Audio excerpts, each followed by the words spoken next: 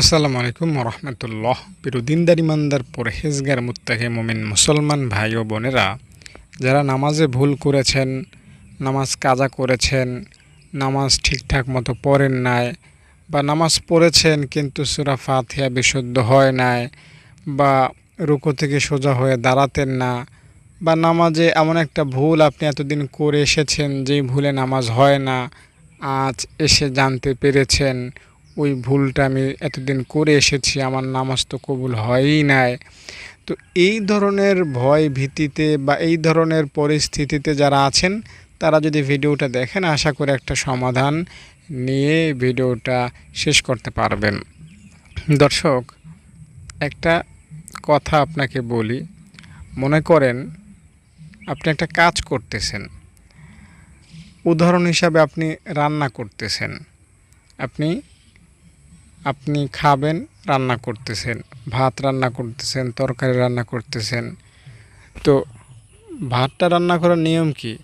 ভাতটা না বেশি শক্ত থাকবে, না খিচুড়ির মতো গলে যাবে, হালকা শক্ত থাকবে। কিন্তু আপনি ভাত রান্না করলেন একদম যাও যাও, খিচুড়ির মতো গলে গেল।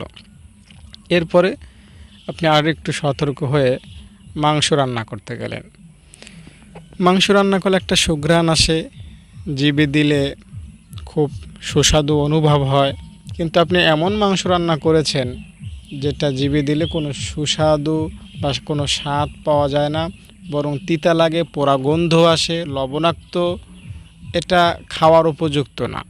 এমন মাংস আপনি রান্না করেছেন। এরপরে চিন্তা করলেন যে না, তাহলে লাস্ট একটু ডাল রান্না করি। আপনি ডাল রান্না করতে গিয়ে ডালটা একদম পুড়িয়ে ফেলেছেন, ডালটা খাওয়ার উপযুক্ত না। অথবা ডাল রান্না করতে করতে আপনি চিন্তায় ডালের দিকে খেয়ালই নাই, পাতিল সহ পুড়ে গিয়েছে। তো এই যে তিনটা পাক আপনি করলেন, এই তিনটা পাক আপনি যদি ভালো অবস্থায় থাকেন আপনি খাবেন না। কিন্তু আপনার অবস্থা যদি খারাপ হয়, পেটে খুব ক্ষুধা থাকে, এই তিন অবস্থা বা এই খাবারের তিনটা সুরত আপনি কিন্তু খেতে বাধ্য। কারণ আপনার পেটে বড় ক্ষুধা, ভাত যাও যাও হয়ে গিয়েছে, তো কি হয়েছে, পেটে ক্ষুধা দূর হলেই হলো। গোস্ত স্বাদ হয় না, কি হয়েছে, পেট ভরলেই হলো। ডাইল পুড়ে গিয়েছে পাতিলের সাথেও, পোড়া ডাইল খাবো পানি দিয়ে ভিজিয়ে, তারপরও খেতে হবে আমাকে, ঠিক না? রান্নার অবস্থা যেমনই হোক, আপনার কাছে ক্ষুধার্ত অবস্থায় ওটা প্রিয়। নামাজের অবস্থা যেমনই হোক, এই নামাজ দ্বারা স্বাভাবিক অবস্থায় পরকালে আপনি কোনো নাজাত পাবেন না। পোড়া খাবার যেমন স্বাভাবিক অবস্থায় আপনি পছন্দ করেন না, খান না, রব্বে কারিমও আপনার এই নামাজ স্বাভাবিকভাবে বিচারালয় গণ্য করবেন না। আপনার এই নামাজকে বাতিল হিসাবে ধরা হবে। ভালোভাবে বুঝবেন, কেউ ভুলভাল বুঝবেন না। আমি আপনাদেরকে সহজে বোঝাতে চাই, অনেকে আবার ভুল বোঝেন। আপনার এই নামাজটা বাতিল হিসাবে গণ্য হবে। আপনি এতদিন মনে করেন নামাজ ভঙ্গের কারণ কয়টা জানেন না, তো আপনার নামাজ হয়েছে কি ভেঙে গিয়েছে সেটাই তো আপনি জানেন না। গোসলের 3 ফরজ জানেন না, উজুর 4 ফরজ জানেন না, শরীর পাক, কাপড় পাক, নামাজের জায়গা পাক, সতর ঢাকা, কেবলামুখী হওয়া, উক্ত মতো নামাজ পড়া, নামাজের নিয়ত করা, এই জিনিসগুলো আপনি জানেন না, যেগুলো ফরজ। তো আপনি ভুলভাল পড়েছেন। তো আপনার এই নামাজটা স্বাভাবিকভাবে কি কবুলিয়াত না, আল্লাহ তাআলার কাছে গ্রহণযোগ্যতা পায়নি। ফলে আপনার এই নামাজটা পোড়া ডাইলের মতো, ওই যে ভাত যাও হয়ে গেছে ওই ভাতের মতো, বা যেই মাংসটা আপনি পুড়ে ফেলেছেন স্বাদ নাই ওই মাংসর মতো হয়েছে, যেটা স্বাভাবিক সমাজ গ্রহণ করে না। এই নষ্ট খাবার আপনি কোনো অনুষ্ঠানে বিতরণ করতে পারবেন না। আপনার মানিজ্জত যাবে, আপনার গোষ্ঠী শুদ্ধার মানিজ্জত যাবে। কি খাবার খাইয়েছে আমাদেরকে, কি খাবার দিয়েছে আমাদের সামনে, ঠিক না? তো আল্লাহ তাআলার কাছেও আপনার এই নামাজ কোনো দাম নাই, যে নামাজ ভুলভাবে আপনি পড়েছেন। বুঝতে পেরেছেন? কিন্তু বিচারালয়ে একটা সিস্টেম আছে, সেটা হলো গফফার বা রহমান নামের দৃষ্টিকোণ থেকে, বা রহমানের আলাদা একটা, বান্দাদের প্রতি আলাদা দয়ার একটা বিচারালয়। সেখানে ওই যে মিজানের দাঁড়িপাল্লার কোনো হিসাব নাই। আপনি মনে করেন বাজারে গেলেন, দোকানদার যদি অপরিচিত হয় বা পরিচিতই হয়, আপনি 1 কেজি আলু নিলে 1 কেজি আলুই দিবে, 100 গ্রাম কমও দিবে না, 100 গ্রাম বেশিও দিবে না, ঠিক না? কিন্তু দোকানদার যদি আপনার বাবা হয়, বাবা আপনাকে আলু দেবে যতটুকু তার মন চায়, আপনার চাইতে হবে না, টাকাও দিতে হবে না। বাবা হলে যতটুকু প্রয়োজন বাবা ততটুকুই দিবে। বুঝতে পেরেছেন? তো বিচারালয় একটা সিস্টেম হলো, হাসরের ময়দানে ওই দাঁড়িপাল্লা, আপনি 100 টাকার সমপরিমাণ আমল করেছেন, ওই পরিমাণই আপনি বদলা পাবেন, বেশিও না কমও না। আর একটা বিচারালয় আছে হাসরের ময়দানে, সেটা হচ্ছে ওই বাবার মতো। বাবার কাছে যেমন অনেক পাওয়া যায়, আল্লাহ তাআলাও তার কিছু কিছু বান্দাদের জন্য ভিআইপি দরজা বা ভিআইপি বিচারালয় ওই দিন খুলবেন। সেটা কিভাবে? আল্লাহ তাআলা এদেরকে আলাদাভাবে ডাকবেন, যাদের নামাজে ভুল কিন্তু অন্তরে আল্লাহর ভয় ছিল, যারা নামাজ ঠিকঠাক মতো পড়ে নাই কিন্তু শেষ বয়সে এসে তারা পরকাল নিয়ে চিন্তিত ছিল, তো এদেরকে আল্লাহ তাআলা আলাদা রুমে, আলাদা কামরায়, আলাদা স্থানে ডাকবেন এবং তাদেরকে জিজ্ঞাসাবাদ করবেন, বান্দা কেন নামাজ এত ভুল করলা, নামাজ ঠিক মতো পড়লা না, নামাজ কাজা করেছো, তোমরা তো জানো আমি নামাজ নিয়ে খুব সিরিয়াস, নামাজ যারা পড়ে না তাদেরকে আমি জাহান্নামে দেব, এটা তুমি বলেছি, তারপরও তোমরা ভুলভাল পড়েছো। আল্লাহ তাআলা মায়ার সুরে, ধমকের সুরে না, ওই কামরায় ওই দরজায় যারা যাবে আল্লাহ তাআলা তাদেরকে মায়ার সুরে বলবে। ওই মা সন্তানকে যেমন মায়াবী সুরে বলে না, বাবা কেন ওই দুষ্ট ছেলেদের সাথে তুমি যাও, তুমি তো খারাপ হয়ে যাবে, কেন তুমি ওখানে গেলা? মা সন্তানকে আদরে বুঝায়। আল্লাহ তাআলাও ওই দিন তার বান্দাদেরকে আদরে বুঝাবেন, কেন এটা করলা বান্দা, কেন এটা করলা, কেন নামাজ পড়লা না? তো ওই দিন বান্দাগণ বলবে, আল্লাহ ভুল হয়ে গিয়েছে। আল্লাহ তাআলা তাদের প্রতি সেদিন দয়া করবেন এবং তাদের যত ভুল আছে ওই দিন আল্লাহ তাআলা ক্ষমা করবেন। আপনি নামাজে যত ভুল করেছেন, রোজায় যত ভুল করেছেন, শয়তানের যত কাজকর্ম করেছেন, যত ভুল আপনার জীবনে আছে সব ভুল সেদিন মাফ করবেন এবং আল্লাহ তাআলা আপনাকে কি করবেন? জান্নাত দিবেন। দেখুন, এখানে আপনার নামাজটা কিন্তু কবুল হয়ে যায় না, আপনি ভুল নামাজ পড়েছেন তাই এই নামাজটা কবুল হয়ে যায় না, কিন্তু আল্লাহ রাব্বুল আলামিন আপনাকে একটু এক্সট্রা দয়া করেছেন এবং আপনাকে ক্ষমা করেছেন। আপনি যদি সোজা রাস্তায় যেতেন, মানে আপনি যদি অপরিচিত দোকানদারের কাছে যেতেন, আপনি 1 কেজি আলুই পেতেন, বেশিও না কমও না, ঠিক আছে? কিন্তু আপনি যখন নিজের বাবার দোকানে গেলেন, যতটুকু প্রয়োজন ততটুকুই আপনি পাবেন, বা বরং বেশি পাবেন, দামাদামি নাই, ঠিক না? তো আপনি প্রথম দফায় পরকালে অপরিচিত দোকানদারের মতো উপস্থিত হবেন, সেখানে আপনার সরাসরি হিসাব হবে, 100 টাক 1 গ্রাম পাই টু পাই হিসাব হবে। যখন আপনি ওইখানে ব্যর্থ হবেন, যখন আপনি ওইখানে ফেল করবেন, তো তখন আল্লাহ তাআলা আপনাকে আলাদাভাবে ডেকে আপনাকে আলাদাভাবে দয়া করবেন, মায়া করবেন। তো এই যে আলাদাভাবে আপনাকে ডাকবেন, আপনি আলাদাভাবে আল্লাহ তাআলার ডাকে সাড়া পাবেন, এটা কিন্তু সবার ক্ষেত্রে ঘটবে না। হাদিসে এসেছে বেশ কিছু আমল করার ফলে আপনি এই আলাদা ডাকটা পেতে পারেন। যেমন আপনি যদি শিরক না করেন, বুঝতে পেরেছেন? 1 নম্বর শর্ত, শিরক করা যাবে না। আপনি মনে করতে পারেন, হুজুর এটা কোনো কথা, আমি তো শিরক করিই না, তাহলে তো আমি আল্লাহ তাআলার আলাদা স্পেশাল ডাকে অংশগ্রহণ করতেই পারবো। আসলে দর্শক দেখুন, শিরকের অনেক প্রকার আছে। যেমন আমরা মাছ হিসাবে কি জানি, ইলিশ মাছ আছে, রুই মাছ আছে, কাতলা মাছ আছে, চিংড়ি মাছ আছে, পুঁটি মাছ আছে, বোয়াল মাছ আছে, কই মাছ আছে, শিং মাছ আছে, মাগুর মাছ আছে, দেশি বিদেশি নানান প্রকার নানান জাতের মাছ আছে, ঠিক না? শিরকের মধ্যেও এরকম নানান প্রকার শিরক আছে। মূর্তির পূজা করা বা কবরে সেজদা করা, এগুলো তো বড় বড় শিরক, আমরা জানি বুঝি।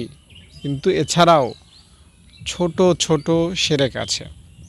আমি আপনাকে বলি, আপনার পিঠে যদি একটা পিপিলিকা হাঁটে, আপনি কি টের পাবেন? সম্ভব না।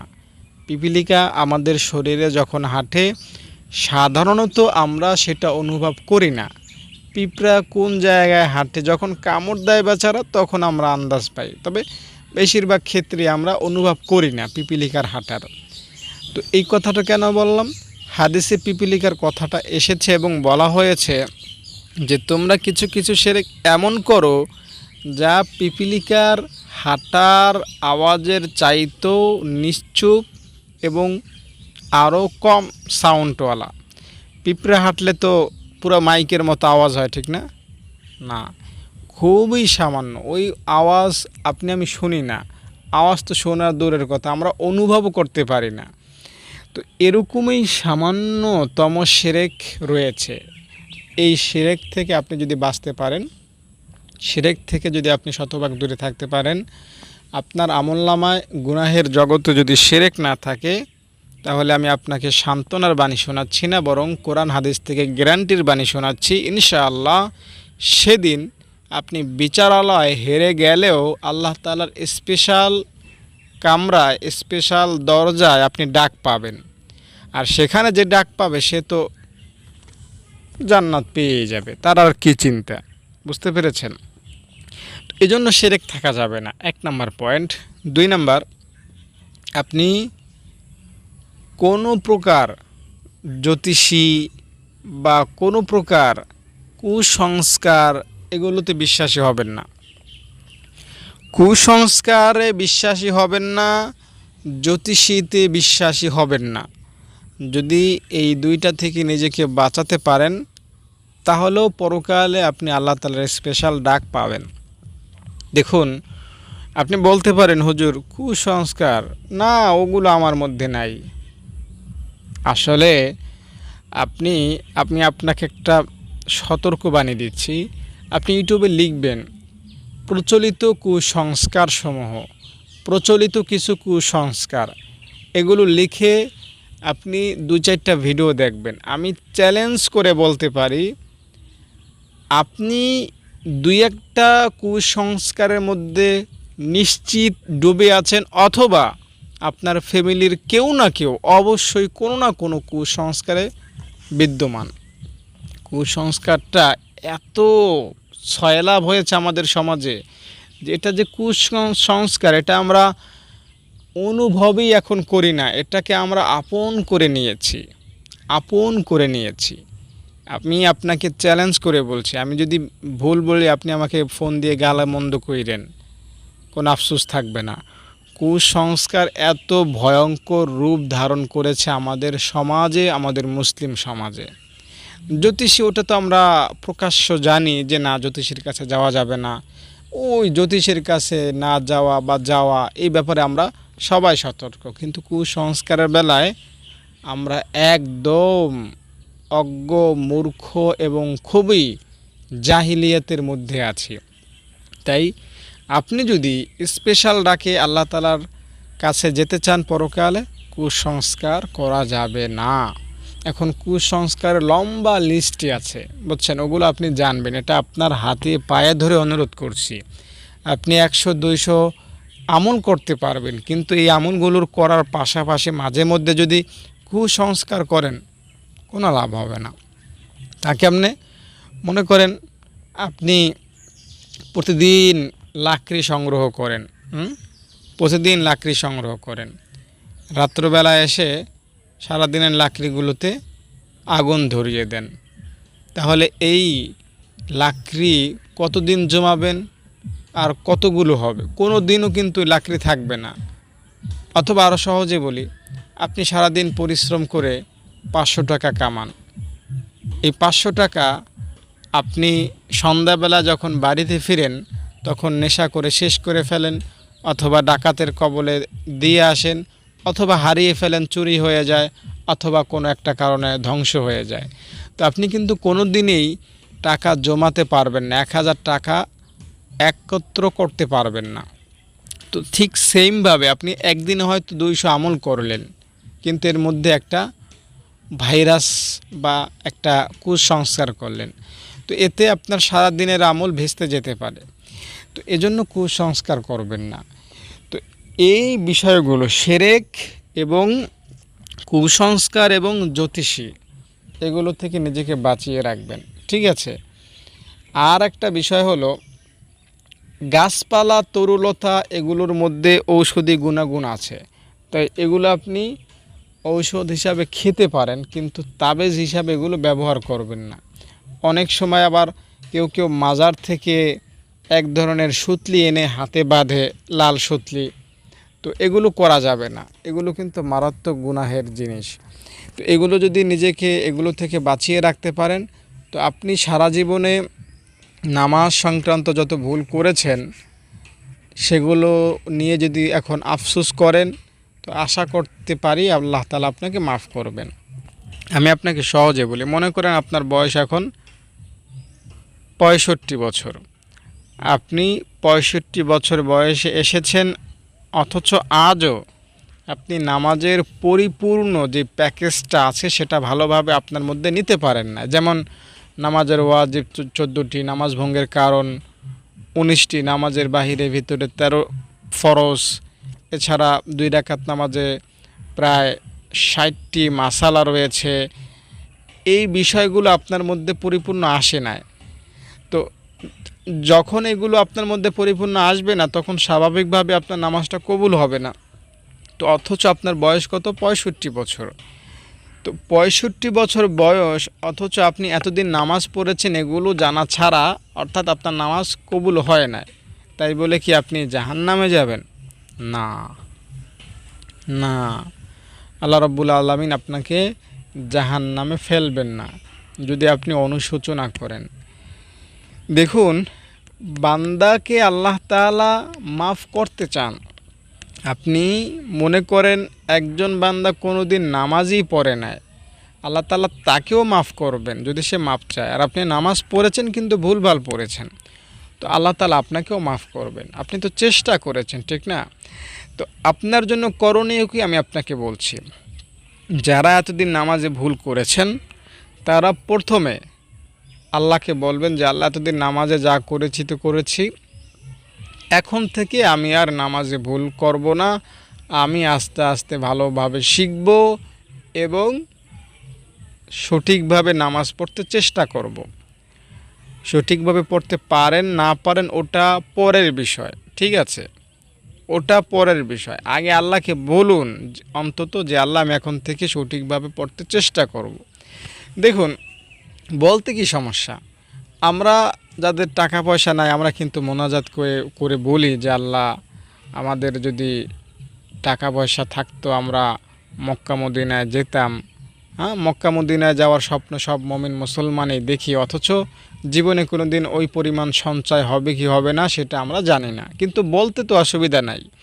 তো আপনি এখন 65 বছর বয়সে আছেন, আপনার এই 65 বছর বয়স পর্যন্তই আপনি সঠিকভাবে নামাজ পড়া শিখতে পারেন না।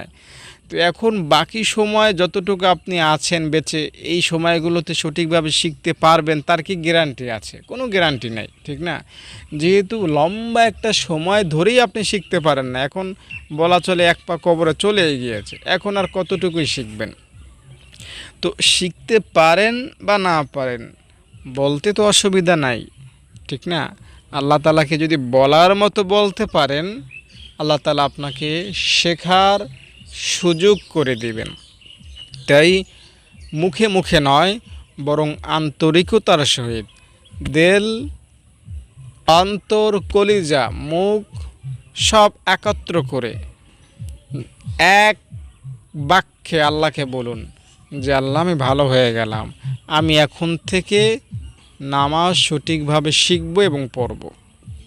এটা আমি তোমাকে কথা দিচ্ছি, ওয়াদা দিচ্ছি, আমি আমার সর্বোচ্চ দিয়ে চেষ্টা করব। আপনি আল্লাহকে ভালোভাবে বলুন, খুব সুন্দরভাবে বলুন এবং কান্না জড়িত কণ্ঠে বলুন, সম্ভব হলে 2 ফোঁটা চোখের পানি ছেড়ে বলুন। ইনশাআল্লাহ আমি আপনাকে সান্ত্বনার বাণী শুনিয়ে সান্ত্বনা দিচ্ছি না, বরং গ্যারান্টিওয়ালা কথা বলছি, আল্লাহ রাব্বুল আলামিনের কাছে যদি এভাবে কান্না জড়িত কণ্ঠে চোখের পানি ফেলে বলতে পারেন, তো রব্বে কারিম আপনার অতীতের সব ভুল, অন্যায়, পাপ, গুনাহ মাফ করে আপনাকে পাক, সাফ, পবিত্র বান্দা বান্দি হিসাবে রূপান্তর করে দিবেন। বিশ্বাস করেন, আল্লাহ রাব্বুল আলামিনের কাছে একটা ওয়াদা দিন, একটা ফাইনাল কথা বলুন যে আল্লাহ যাও, আমি ভালো হয়ে গেলাম, আমি এখন থেকে আর ভুলভাল নামাজ পড়ব না, কথিত প্রচলিত নামাজ আর আমি পড়ব না, আমি কোরআন হাদিসে যেমন নামাজ শেখানো হয়েছে সেভাবে ওলামায়ে কেরামের কাছ থেকে শিখে আমি নামাজ পড়ব। বিশ্বাস করেন, মা বোনরা বা মসজিদে মুরব্বীরা যে হালাতে নামাজ পড়ে তাদের নামাজ কোনোভাবেই হয় না, বেশিরভাগ ক্ষেত্রে তাদের নামাজ হয় না। তারা কি নামাজ পড়ে? এই নামাজ কোনো কাজে আসবে না, কোনো কাজে আসবে না, পরকালে এগুলো কোনো কাজেই আসবে না, 2 টাকা মূল্যও এগুলো হবে না। তাই নামাজটা ভালোভাবে শিখুন, তবে হতাশ হবেন না। কেউ একদিন আমাকে বলেছিলেন, হুজুর আমার বয়স তো প্রায় 40, আমি আত্তাহিয়াতু শিখি নাই, আত্তাহিয়াতু ছাড়া কি নামাজ হবে না? বা নামাজের একটা ওয়াজিব যেটা আদায় করতেই হবে, এরকম একটা জিনিস তিনি জানেন না। তো যেটা নামাজে পড়তেই হয়, যেটা ছাড়া নামাজ হয়ই না, সেটা ছাড়া তিনি নামাজ পড়েছেন কয় বছর? প্রায় 40 বছর। তো আমি যদি তাকে বলে দিতাম যে আপনার নামাজ তো হয় না, আপনি কি করেছেন, ভুল করেছেন, আপনি তো শেষ, সে কিন্তু ঘাবড়ে যেত। কিন্তু আমি তাকে খুব সহজ মেজাজে বলেছিলাম যে এটা তো ভুল হয়েছে, এটা তো পড়া উচিত ছিল, তো সমস্যা নেই, আপনি আল্লাহর কাছে মাপ চান, আর এখন থেকে এটা শিখে সামনে থেকে ভালোভাবে পড়ুন, আল্লাহ রহমান তিনি আপনাকে মাফ করে দিবেন। তিনি আমার কথাটা সহজে হজম করেছেন, সান্ত্বনা পেয়েছেন এবং আগামী দিনে ভালোভাবে নামাজ পড়ার প্রত্যয় ব্যক্ত করেছেন। তো আপনাদেরকেও আমি বলছি, ভয় পাওয়ার কোনো কারণ নাই। যদি ভয়ের হাদিসগুলো বলি তাহলে তো আমাদের কোনো গতি নাই, ঠিক না? আমরা তো জানি যে জাহান্নাম আছে, নামাজ না পড়ার যে ভয়াবহতা সেটা আমরা সবাই জানি। যদি একটু ছোট্ট করে বলি, নামাজ যদি আপনি ভুল পড়েন তাহলে আপনার নামাজটা আপনার চেহারা নিক্ষেপ করে চলে যাওয়া হয়, নিক্ষেপ করে দেওয়া হয়। 1 ওয়াক্ত নামাজ ভুল পড়ার কারণে আপনাকে 80 হুকবা, যার অর্থ হয় প্রায় 190 কোটি বছর, 190 কোটি বছর আপনাকে জাহান্নামে পড়তে হবে। বুঝেন? 190 কোটি, 190 কোটি বছর জাহান্নামের শাস্তি ভোগ করতে হবে। কি করলে? নামাজ ভুল করলে, নামাজ না পড়লে। তো এগুলো তো আমরা জানা আছে আমাদের, ঠিক না? তবে আমরা যদি মৃত্যুর আগে মাপ চেয়ে বরণ করতে পারি তাহলে কিন্তু এই শাস্তি ভয়াবহতা আমাদের জন্য না, আল্লাহ তাআলা আমাদেরকে মাফ করবেন ইনশাআল্লাহ। তাই মৃত্যু আসার আগে আপনার হাতে সময় আছে, আপনার হাতে সুযোগ আছে। মনে করেন আপনার শরীর একদম দুর্গন্ধযুক্ত, ঘামে বালুতে একদম শেষ, আপনার শরীরটা, কেউ আপনার কাছে যেতে পারে না। ওই অনেক সময় দেখা যায়, ইউটিউবে দেখা যায় যে রাস্তায় থাকতে থাকতে চুল হয়েছে এই পর্যন্ত, নখ হয়েছে এত বড়, আর শরীরের পোশাক তো একদম কালা বিশ্রী হয়ে গিয়েছে। তো কোনো ভদ্র সভ্য নম্র লোকের অন্তরে যদি দয়া হয়, দেখা যায় ভিডিওতে এই লোকটাকে সেলুনে নিয়ে চুল ফেলে দিয়ে নখ কেটে ভালোভাবে গোসল করাইয়া, ভালো পোশাক পরাইয়া, ভালো জুতা দিয়া একদম একটা সুন্দর যুবক হিসাবে তাকে পেশ করা হয়, খুব ভালো দেখায়। 5 মিনিট আগেও বা 1 ঘন্টা আগেও যাকে মানুষ ঘৃণা করত, যার কাছে বসতে মানুষ ঘৃণা করত, এখন তাকে কোলে জড়িয়ে ধরা যায়, এত সুন্দর হয়ে যায় মানুষটা, ঠিক না? তো আপনার মৃত্যু আসার আগে এই বিশ্রী লোকটা থেকে সুন্দর যুবক হওয়ার মতো সুযোগ আপনার হাতে আছে। আপনি এতদিন হয়তো বেসুন্দর ছিলেন, সুন্দর ছিলেন না, একদম সহজে বলছি, কোনো ব্যাখ্যা ট্যাখ্যা নাই। আপনি এতদিন হয়তো খারাপ ছিলেন, নামাজ পড়েন না বা নামাজ কাজা করেছেন, নামাজে ভুল করেছেন, রোজা রাখেন না, পর্দা করেন না, সুদ খেয়েছেন, ঘুষ খেয়েছেন, হারাম পথে চলেছেন, ওই রাস্তায় পড়ে থাকা লোকটার মতো হয়ে গিয়েছে আপনার আমলনামা। তো আজরাইল যতক্ষণ না আসতেছে আপনার হাতে সময় আছে, সুযোগ আছে আপনার এই ময়লা দূর করার সময় আপনার কাছে আছে দর্শক। তাই সময় থাকতে শুধরে যান। কোনো টেনশন নাই, চিন্তা নাই, কোনো টেনশন নাই, চিন্তা নাই। দুনিয়ার জীবনের একবার আল্লাহর কাছে বল, আল্লাহ মাফ করে দাও। পরকালের জীবনে কোটি কোটি বছর মাপ চাওয়ার সমান। একজন হাফেজে কোরআন কবরে কোরআন তেলাওয়াত করতেছে, তো দুনিয়াতে একজন বুজুর্গ তার তেলাওয়াত শুনে অবাক হলেন, জিজ্ঞেস করলেন, ভাই তুমি মরেছ, কবরে গিয়েও একটু ঘুমাবা না, কোরআন তেলাওয়াত করতেছো। দুজনেই আল্লাহর প্রিয় বন্ধু আর কি। তুমি মরছো, এখন একটু ঘুমাও, কোরআন তেলাওয়াত আমগো করতে দাও, এখন আরামসে ঘুমাও মেয়া, কবরে গিয়া কোরআন শরীফ পড়তে হবে। তো ওই লোকটা বলতেছে যে দেখো, কোরআন শরীফ পড়ার কারণেই আল্লাহ আমাকে মাফ করেছেন, তাই আমি আল্লাহর কাছে অনুমতি নিয়েছি, যতদিন কিয়ামত না হবে আমি কোরআন শরীফ খতম দিতেই থাকব। জিজ্ঞাসা করা হলো, কয়বার খতম দিয়েছ? তিনি কেমন যেন একটা সংখ্যা বললেন যে আমি এই পর্যন্ত 2000 বার কোরআন খতম দিয়েছি। তো ওই দুনিয়ায় জীবিত থাকা আল্লাহর ওলি বলল যে সুবহানাল্লাহ, 2000 বার কোরআন খতম দিয়েছেন কবরে গিয়ে। তখন ওই কবরবাসী বলল, আমি 2000 বার কোরআন খতম দিয়ে যে সোয়াব আমার হয়েছে সেটা আপনি নিয়ে নেন, আর আপনি যে দুনিয়ায় বসে সুবহানাল্লাহ বললেন আমার কথাটা শুনে, ওই সুবহানাল্লাহর সোয়াব আমাকে দিয়ে দেন। তিনি বোঝাতে চাইলেন, দুনিয়ার আল্লাহর ওলি, আমি কবরে বসে 2000 বার কোরআন খতম দিয়েছি ঠিক, কিন্তু এতে আমার এক জাররা পরিমাণ সোয়াব হয় নাই। তুমি যে দুনিয়ায় একবার সুবহানাল্লাহ বললা, এই সুবহানাল্লাহ বলার সোয়াব গোটা আসমান জমিন ভরে গিয়েছে। তো দুনিয়ায় সময় থাকতে, হায়াত থাকতে আল্লাহর কাছে মাপ চাওয়া, এটা অনেক সৌভাগ্যের বিষয়। মাপ চান, মাফ হয়ে যাবে, একদম ভয় পাবেন না, আল্লাহর কাছে মাপ চান। আল্লাহ কি বলুন এভাবে, রব্বানা যালামনা আনফুসানা ওয়া ইল্লাম তাগফির লানা ওয়া তারহামনা লানাকুনান্না মিনাল খাসিরিন। রব্বানা যালামনা আনফুসানা ওয়া ইল্লাম তাগফির লানা ওয়া তারহামনা লানাকুনান্না মিনাল খাসিরিন।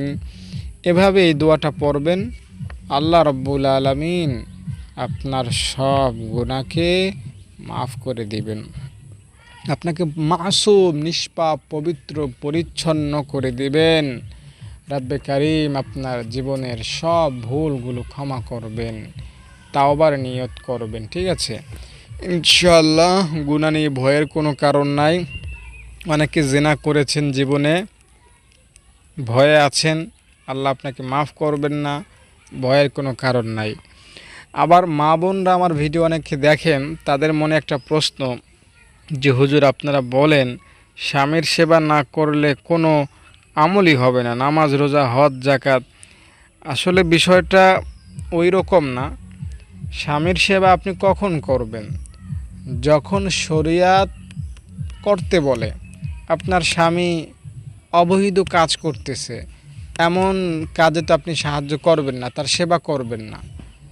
তো আপনার স্বামী যতক্ষণ ইসলামের পথে আছে ততক্ষণ আপনি তার সেবায় থাকবেন। যখন সে অনইসলামিক কাজকর্ম করবে, যখন সে আপনাকে বোরকা পড়তে নিষেধ করবে, নামাজ পড়তে সুযোগ দেবে না, তখন তার কথা মানা যাবে না। সব কথাই মানতে হবে, বিষয়টা তা না। তো দর্শক, অগোছালো কথাগুলো ক্ষমা করবেন। আর আপনারা যদি আমার মাদ্রাসায় দান করতে চান, আমার কাছে ফোন দিবেন। আপনারা জানেন আমার ছাত্রীদের সংখ্যা এখন 70 জন। তারা 32 জন আমার মাদ্রাসায় সকালে খায়, দুপুরে খায়, রাত্রে খায়। এরা এতিম অসহায় গরিব, এদের থেকে আমি টাকা নেই না। এদের থাকা খাওয়া ফ্রি এবং শিক্ষকদের বেতন আছে, সব কিছু আমি আপনাদের দানের মাধ্যমে পরিচালনা করতেছি মাদ্রাসাটা প্রায় 3 বছর যাবত। তো আগে ছাত্রী কম ছিল, 20 জন ছাত্রী ছিল, প্রথমে ছিল 5 জন, 6 জন, 12 জন, 15 জন। ওই সময় ছাত্রী বাড়ি থেকে আসতো মাদ্রাসায়, আবার বিকালবেলা চলে যেত। আমি নিজেই পড়াইতাম, কোনো টাকা আপনাদের থেকে ওই সময় চাইনি। আমি তো ইউটিউবে দোয়া দরুদের ভিডিও বানাই প্রায় 4-5 বছর। আমি কিন্তু আপনাদের থেকে টাকা চাচ্ছি আমার মাদ্রাসার জন্য 1 বছর হয়েছে। 1 বছর হয়েছে কারণ 1 বছর ধরে আমি মাদ্রাসাটা আবাসিক করেছি, ছাত্রীরা মাদ্রাসায় থাকছে, খাচ্ছে, পড়ছে। আর এখন আরও বেশি বেশি আপনাদের কাছে চাচ্ছি, কারণ এখন ছাত্রী ডাবল হয়ে গিয়েছে, অনেক বেশি বেড়ে গিয়েছে। তাই আপনারা দান করবেন। আর আপনারা জানেন এটা চরাঞ্চলের মাদ্রাসা। আমি আপনাদের কাছে জন্য বেশি আহ্বান করছি, বেশি আবেদন করছি, আপনারা বেশি বেশি দান করুন, আমার সাথে যোগাযোগ করুন, আমার ছাত্রীদের সাথে কথা বলুন। যারা আশেপাশে আছেন মাদ্রাসাটা দেখে যান, দূরে যারা আছেন আমাকে ভিডিও কলে ফোন দেন, জানুন, এরপরে ভালো লাগলে দান করবেন ইনশাআল্লাহ। আসসালামু আলাইকুম। ছাত্রীরা, তোমাদের হাতে কি? তোমরা কোরআন শরীফ পড়তে পারো? তোমরা কোরআন কোথায় শিখেছো? এই মাদ্রাসায় পড়তে কোনো টাকা দিতে হয়? আসসালামু আলাইকুম দর্শক, আমি আব্দুল আজিজ, এরা আমার ছাত্রী। আমি এদের থাকা খাওয়া, বেতন, বিদ্যুৎ বিল, গ্যাস বিল, যেখানে যা আছে এভরিথিং সব কিছু ফ্রি করে দিয়েছি। আমার এই মাদ্রাসার লোকেশন হচ্ছে গ্রাম উত্তর চরডাকাতিয়া, পোস্ট পাতারচর, থানা মুলাদি, জেলা বরিশাল। দর্শক, আমি যেখানে দাঁড়িয়ে আছি, আমার সামনে নদী, পেছনে নদী, ডানে নদী এবং বামে নদী। আমরা একটা দ্বীপের মধ্যে আছি। এই দ্বীপ থেকে যদি আমি ঢাকায় যেতে চাই তাহলে অবশ্যই লঞ্চ বা ট্রলারের দ্বারস্থ আমাকে হতেই হবে। সরাসরি গাড়ি যোগে কোনোভাবেই ঢাকা যাওয়া সম্ভব নয়। তাহলে বুঝতেই পারছেন দর্শক, এই দ্বীপের অধিকাংশ মানুষ গরিব ও অসহায়। তাই আপনাদের কাছে অনুরোধ, আপনারা আমাদের এই মাদ্রাসার ছাত্রীদের জন্য আপনাদের সাধ্যমতো দান করবেন। তো ছাত্রীরা, তোমাদের জন্য যদি দেশ বিদেশ থেকে কেউ দান করতে চায় তাহলে কিভাবে দান করবে? দর্শক, আমার সাথে যোগাযোগ করার মাধ্যম হলো একটাই, সেটা হলো এখানে দেয়া আছে নাম্বার 013-1730-5156। এছাড়াও স্ক্রিনে আমি আরও কিছু বিকাশ বা নগদ নাম্বার দিয়ে দেব, সেইখানেও আপনারা অনুদান পাঠাতে পারবেন ইনশাআল্লাহ। কিয়ামত পর্যন্ত কবরে শুয়ে শুয়ে সোয়াব পেতে পারবেন। আমি ছাত্রীরা তোমাদের উদ্দেশ্যে আরেকটা কথা বলি, তোমাদের হাতে কি? আবার বলো।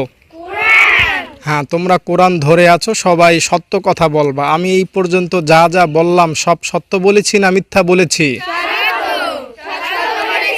হ্যাঁ দর্শক, এইখানে আমার সব ছাত্রী উপস্থিত এখন নেই, এখানে 20 জনের মতো উপস্থিত আছেন। এছাড়াও আরও অনেক ছাত্রী অনুপস্থিত আছেন। এইখানে যারা আছেন তাদের সম্পূর্ণ ফ্রি, এবং যারা উপস্থিত এখন নেই তারাও ফ্রি, এবং ভবিষ্যতে যারা এই মাদ্রাসায় আসবে তাদেরও ফ্রির ব্যবস্থা আমি করে দেব ইনশাআল্লাহ। তো এই ছিল আমার আপনাদের প্রতি এই মাদ্রাসা ও ছাত্রীদের পক্ষ থেকে একটা অনুরোধ। এখন আমার ছাত্রীরা আপনাদের উদ্দেশ্যে কিছু বলবে।